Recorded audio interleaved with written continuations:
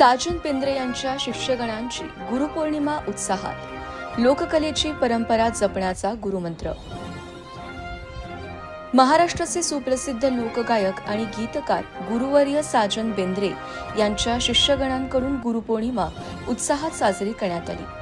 महाराष्ट्राच्या लोककलेची समृद्ध परंपरा पुढे नेण्यासाठी आणि लोकगीतांच्या माध्यमातून मराठी संस्कृतीचा वारसा जपण्यासाठी राज्यभरातून आलेल्या शिष्यांनी या सोहळ्यात उत्स्फूर्त सहभाग घेतला. साजन बेंद्रे यांचे लोकगीत क्षेत्रातील शिष्य महाराष्ट्राच्या विविध भागात कार्यरत असून त्यांच्या मार्गदर्शनातून अनेक गायक गीतकारांनी लोककलेच्या क्षेत्रात आपली स्वतंत्र ओळख निर्माण केली आहे. याच गुरुशिष्य परंपरेचा सन्मान करण्यासाठी या विशेष गुरुपौर्णिमा सोहळ्याचे आयोजन करण्यात आले. यावेळी बोलताना गुरुवर्य साजन बेंद्रे म्हणाले, लोकगीत ही केवळ कला नाही तर महाराष्ट्राच्या मातीचा आणि संस्कृतीचा जिवंत ठेवा आहे.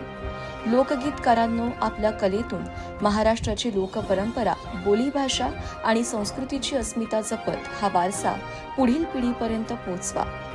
गुरुशिष्य परंपरेची ही ज्योत अशीच तेवत ठेवा आणि महाराष्ट्राची लोककला जगभर पोहोचवा, असे प्रतिपादन त्यांनी केले. कार्यक्रमाचे आयोजन गायक केशव बनसोडे यांनी केले.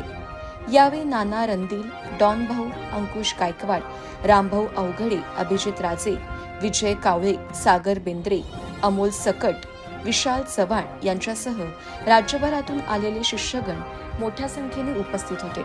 यावेळी लोकगीतांचे सादरीकरण, गुरुवंदना आणि विविध सांस्कृतिक कार्यक्रमांनी वातावरण भक्तिमय व उत्साहपूर्ण झाले.